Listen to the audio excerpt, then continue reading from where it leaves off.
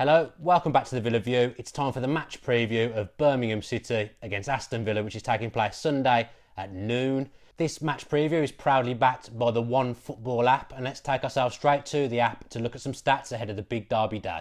So I'm going to politely start off with our not so illustrious host this weekend, Birmingham City. So far this season they've won 3 games, drawn 2 and lost 8.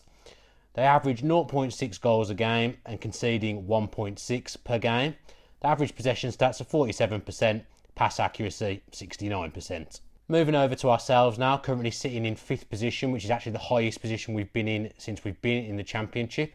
We've won 6 games, drawn 4 and lost only 3. Goal-wise, we've averaged 1.5 goals per game, which is obviously far superior to Birmingham City. Goals conceded, we sit at an average of only 1 per game. Overall, looking at the stats, you can see that we are comfortably the better side at the moment. But as so many people say, form and stats probably don't count for much going into the derby game. It really could be anyone's this weekend. Obviously, Matt's left now. Matt is no more. So we had to think of something quite quickly to do, and we will be explaining our long-term plans in a future video. But for now, I'm actually joined by the man who's usually behind the camera. Dan Rolinson has decided he wants to have a go at being a presenter. He stood behind the camera all this time and thought that it looked easy. Maybe Matt and me made it look easy, but now he wants to put himself to the test. So welcome to the match preview, Dan. I was going to say, thanks for having me on and everything, but I sort of came to you and said, let's have it a go, and we've sort of took my decision to just do it. I mean, let's face it, as the owner of the Villa View, I had absolutely no choice but to go through this with you. So hopefully this actually makes air. Hopefully you do well enough and we'll actually be able to show this video. And it's a pretty good one to start off with, I suppose. Birmingham City away. You should know a lot about the opposition, and I understand you've made some quite thorough notes. So hit me with some stuff that you've got in front of you, Dan. Well, I've got a little notebook. Don't know whether you can see that, with 4 pages written down. I know you can't, but everyone else can see it. Oh, okay. I've actually put myself through the trouble of watching their highlights on YouTube. Ooh, dirty. And I've also took it upon myself to get in touch with Gabriel Sutton. Good stuff. So what's Gabriel saying? Obviously Birmingham are treading water at the moment. They're pretty close to the relegation zone. So I imagine he's not overly happy with how things are going, although obviously they've got a new manager now. Yeah, well, I asked him about their starting 11 since Steve Cottrell's came in. I think they played the same 11 twice in both games in the same formation. So I'm just going to read off my phone. I think I'll put this on screen as well. They play back 4 of Maxime Collin at right back, Michael Morrison at centre back with Mark Roberts and Jonathan Grounds. He said that Mark Roberts has had a few shaky moments at Millwall last week and not the most commanding of defenders. And his main man was Che Adams. He scored the only goal for them since Cottrell's come in so far against Cardiff. But in the highlights I was looking at, he's very direct. He likes to run at players. He likes to go at the full-back. Just going off Gabriel, I thought I'd send him an email because I know basically nothing about Blues apart from they've not been great this season. No, mate. Magoma's got no end product whenever I've seen him play. He seems to lack an end product. Yeah. That's enough to forget about Blues anyway. I don't want to talk about them too much. We want to talk about Villa. So obviously we beat Fulham last week after losing to Wolves. How much better is it to come off the back of a win going into the Birmingham game rather than 2 defeats? Well, obviously we're on a good run before. If we'd have been playing this Birmingham game last week after we'd lost to Wolves and they obviously beat Cardiff, who are one of the top sides in the league, I'd be a little bit concerned, a little bit worried about this game. But because now we're obviously coming off the back of a really good win against one of the better teams in the league, and they pretty much got humbled at the New Den by Millwall. I think it's the roles have obviously reversed now. I think the Blues fans are probably more worried about this game than the Villa fans. Obviously we go there as well. In the league, we haven't lost against them for a very, very long time now. So the momentum in 2 senses is with Villa, but some could argue we need the win more than they do to keep the momentum and try and keep towards the top end of the table and get nearer the top 2. But obviously they're down the bottom, and if they stay down there much longer, they're going to find themselves embroiled in a relegation battle. Well, obviously they've had a new manager come in as well. Wins his first game against top of the league, and then loses to Millwall in the game week just gone. How up for it will he be able to get the players as the new manager bounce and all that kind of thing as well? I think he's a decent manager, especially at this level. Cottrell, I've always quite liked the way he talks. He's very honest. The way he came out after the Millwall game and basically just said they were garbage. I quite like that, because obviously Villa have had a few managers who every game will come out and reel off the same old try. But at least he came out and said, yeah, we were rubbish, I'm going to try and put it right. Because they've lost so early on in his tenure, they've kind of lost that new manager bounce a little bit for me. But they'll be up for it, because it is, for want of a better phrase, it is their cup final. They're probably not going to get anywhere near the top 6 this season, so getting one over us and putting a dent in our promotion push is probably the best thing that can happen to them this season, other than surviving relegation, because I do think they'll be down there, and I think Cottrell's got a pretty tough job, because a lot of those Birmingham City players will actually have only joined them because they wanted to play for Harry Redknapp, and I think Redknapp's sacking was a little bit harsh. I could have given him a bit more time to bed in the new players, so there's probably a case of a little bit of resentment at Birmingham right now. So I think he's got his work cut out to get them going, but no player should need telling how huge this game is on either side, really. Would you have been more concerned by a Steve Cottrell Birmingham or a Harry Redknapp Birmingham? I don't know, because it's a bit of the unknown, really, with Cottrell. It's too early to say how he's going to do for them. I'd always fancy Redknapp as a motivator. I've never really liked him as a manager, but one thing you can't argue with is that he was and he is a motivator, so he would have got them bang up. I mean, you could see the game at Villa Park last season. I mean, they were in the doldrums, but they came to Villa Park and they were actually the better team. If I'm being honest, we were quite lucky to come away with a 1-0 win. If it wasn't for the fact we were so solid defensively, I think we would have been in trouble in that game. It's difficult to say. I mean, I wasn't pleased when he took the helm right before we played them last season. And in a way, I suppose it's not ideal that they've changed manager this time around just before the game. A little fact for you on Steve Cottrell, that he was the manager that brought Jonathan Codger to England when he was at Bristol. So do you think that because he knows the player, he'll be able to nullify the threat of Codger for us? I think with Codger, he's so flamboyant. He kind of does what he wants. I think he's a threat for it in multiple ways. So I don't think you can necessarily stop him. You certainly wouldn't want to get your defenders getting too touch tight to him, because he is so skillful and he can get himself out of tight situations. You could leave your defence for dead. So I don't think he's a player you can actually give specific instructions against, Codger. So talk a little bit about Steve Bruce's press conference today. He's very much aware how big a game this is. You know, he manages both sides. Do you think that he'll need to get our players up for the game, or will they already know what it takes to play in a derby? Well, I know, because a lot of them played at Villa Park last year, and it was quite a ferocious atmosphere, and you could definitely see how much it meant to the Villa fans winning that game. There's enough players there, even in the dressing room, if they don't play. People like Grealish, Bonlahor, they know what Villa Birmingham means, and no one will know better than Bruce. To be fair, as you say, he's managed from both sides. And obviously, when he was Birmingham manager, they got off to a flyer against us in the, if you want to call it, I can't think of a better phrase than the Derby series, because they used to beat us every time. And I think the reason they won, and past players have said that, the reason they won those games was because they were more up for it than Villa were. Villa had better players, but Birmingham had the right mentality, and the Villa players went into their shell, froze a bit in the atmosphere. I think obviously having someone like John Terry, who, no disrespect to this derby because it is massive, John Terry's played in bigger games than the Villa Birmingham derby, but someone like him, it's the first time he'll have captained Villa in a proper local derby, so he'll want to win, and he'll want to get his name in the record books as someone who got one over our local rivals. Even though he's only here for a year, in all probability he'll want to go down as a successful captain. So one of the best ways of doing that, other than getting promoted, is beating our local rivals.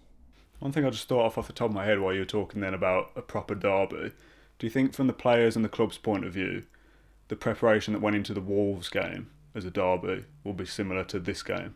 I wouldn't have thought so. It's different. This is the derby. I know Wolves is a derby game, but it's nowhere near of the same hostile atmosphere. I mean, to be fair, the Wolves fans probably treated it on social media. The Wolves fans treated it like it was the biggest game they've ever played in. But to Villa, it isn't. The big game for us is against these, and that's the thing with the other Midlands teams. Really, they all hate us, because quite simply we have been the most successful side over the years. You can't dress it up any other way. We have been the most successful West Midlands team by far. So they all hate us. But for us, our local rivals are Birmingham, and for the most part in history we've been better than them. So I want to continue it now in the Championship. We found out that Lansbury, Grealish, and probably most importantly for this question, Jedinak's fit. because he's a more physical presence than Whelan, who I do think's been getting a lot of unfair criticism. Do you think he'll be tempted to throw Jedinak in just because of that physical presence? I'd be very tempted to play Jedinak because I think he offers something that Whelan doesn't, even though they're similar players. I think, he is the more physical of the two.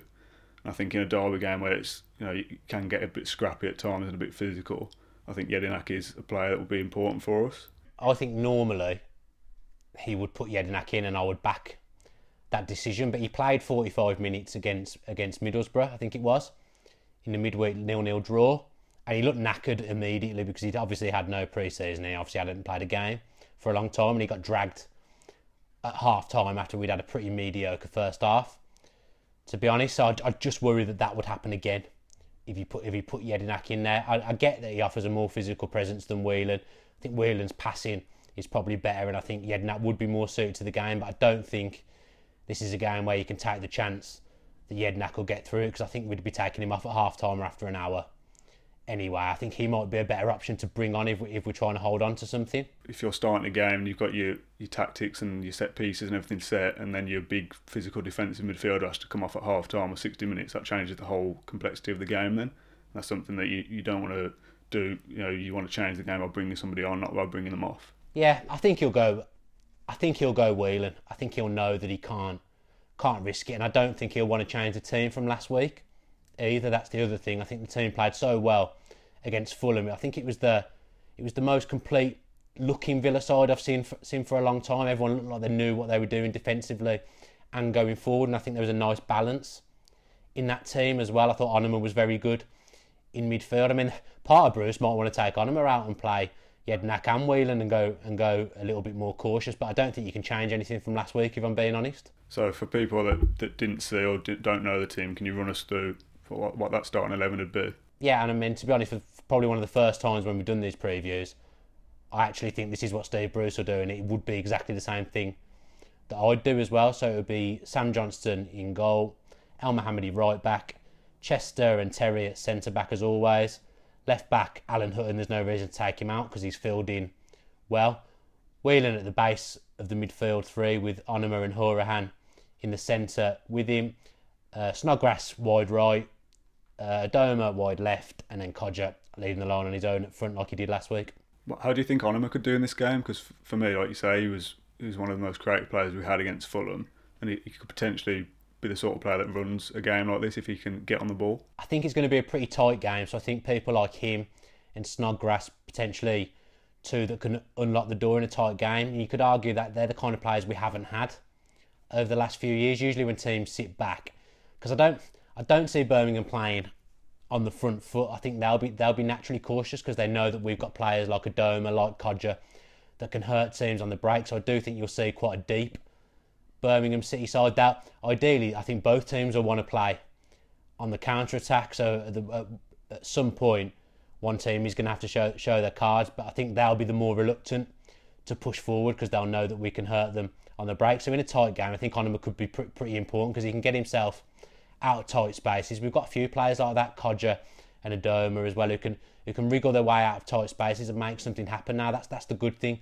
We're not so reliant on Kodja because, to be fair to Onuma, he's not started many games and he's popped up with a couple of goals already for us. And Steve Bruce was raving about him after the last game. I think we've got no chance of signing him permanently because I think he'll go back to Spurs and he'll get games there as part of their 18. Obviously, you mentioned Birmingham's style of play just when I was watching the highlights earlier, and admittedly there was a lot of high Redknapp sides in those highlights. They seem to be a team that wants to back off from the players that are running at them. And generally they look like a team that just wanted to get deeper and deeper when the players were coming at them. And when we've got the likes of people like you say, Snodgrass, Adoma, Onuma, Kodja, who are all willing to run at players, I think that's where we'll see where we can cause Birmingham some damage. I mean, games aren't won on paper, and derby games, as we've seen in the past particularly, aren't won on paper, but it's just a stupid thing to say because I'm opening myself up to trouble, but I wouldn't swap any of our players for any of theirs. And I'm sure if Birmingham City fans were being honest, they'd quite fancy a few of our guys. I mean, they've got Jota, who's a good player, and obviously he caused us problems away at Brentford last season. He absolutely run the show against us, and they won 3-0, won handsomely, and he was a big part of that. But I don't think he's fully fit yet. I think he's only played 3 games so far since he's joined Birmingham, so he won't be up to speed. But if he gets off the bench, he's potentially someone who could make a difference. But then we've got our own flair player who I think is back from injury and who I think will be amongst the 18, especially if Gabby's not fit, because I think Steve Bruce will want a local presence there. I think Grealish coming off the bench could do equally as devastating job for us if he's up for it. So possibly a silly game to ask for a prediction, but I'm going to do it anyway. How do you see the game going? I've gone for 2-1 to Villa. I think we'll go 2-0 up with Codger scoring first and then Onima. And I think they'll obviously then have to come out a bit more and they'll get one back against us, and it'll be a typical Villa hanging on at the end job like it was last week against Fulham. I think both teams will score because I do think both teams have got goals in the side. And obviously they've got a bit of pace up front now, which is something that could cause our defence problems, especially John Terry, as good as he's been. Obviously, if he comes up against pace, he's going to struggle because he's at the tail end of his career. But I just think we should have too much for them, and I think we've got the right mentality now. We seem to have a bit of a winning mentality again amongst the team again, and the fact that we bounced back having lost to Wolves and then beat a really good team last week, I'm positive going into this game. What about you? I feel quietly confident, I think. I mean, like I say, it's not great to be making predictions ahead of a derby game, but I think I'm going to agree on that both teams will score. I think it'll be 1-1 fairly late into the game, sort of 70, 80 minutes, and then when they're coming out onto us, the crowd are geeing them on and things, I think we'll hit them on the counter, score twice, 3-1. Twice, wow. To be fair, we've got a pretty good recent history of scoring late on at their place, so it'd be great to see some scenes like previous years in the away end, although it doesn't look like it's going to be Gabby because it looks like he's out.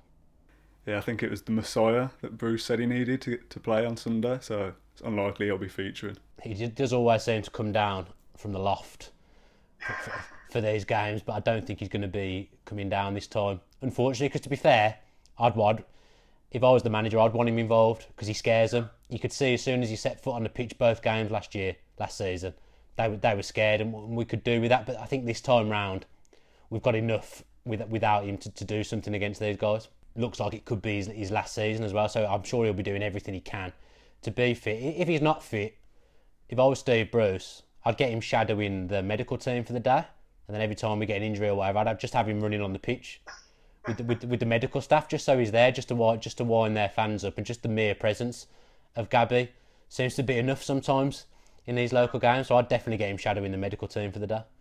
I'm not sure that's allowed, but I like the idea. So that's it for the Birmingham City v Aston Villa preview show on the Villa View. Thank you very much, Daniel Rolinson, for joining me. I think you did a very good job for your first go, obviously not being used to being in front of the camera, so I think you've done very well and very well prepared. So hopefully all the Villa View subscribers and Villa fans enjoyed your contribution to that video. Well, I'm sort of going to give the excuse that if there's any negative comments about Dan, I'm just going to sort of put in my mind that they're talking about you, so we'll just leave it at that. Let's make it clear, if you have got any negatives, make sure you include Dan's second name, because quite frankly, I don't want any more abuse on social media or YouTube. If you missed our podcast earlier on in the week, Tom and I also talk a bit about the Blues game, a more in detail review of the Fulham game and the usual mumbo jumbo that we go through on the podcast. If you have enjoyed this video and you think Villa are going to win at St Andrews on Sunday, then please give the video the big thumbs up and comment below with your predictions and thoughts ahead of the big derby day. Thanks again to One Football, and thanks to Dan for joining me, so I didn't have to do this preview show on my own. Fingers crossed for Sunday. If you are lucky enough to be going to the game, then I wish you all the best. Sing your hearts out. You've been watching the Villa View. Thanks very much. If you enjoyed that video, why not watch another? Click the video choices on screen now to go and watch them in full. Be sure to subscribe to the channel by clicking our logo there on the left. Easy peasy.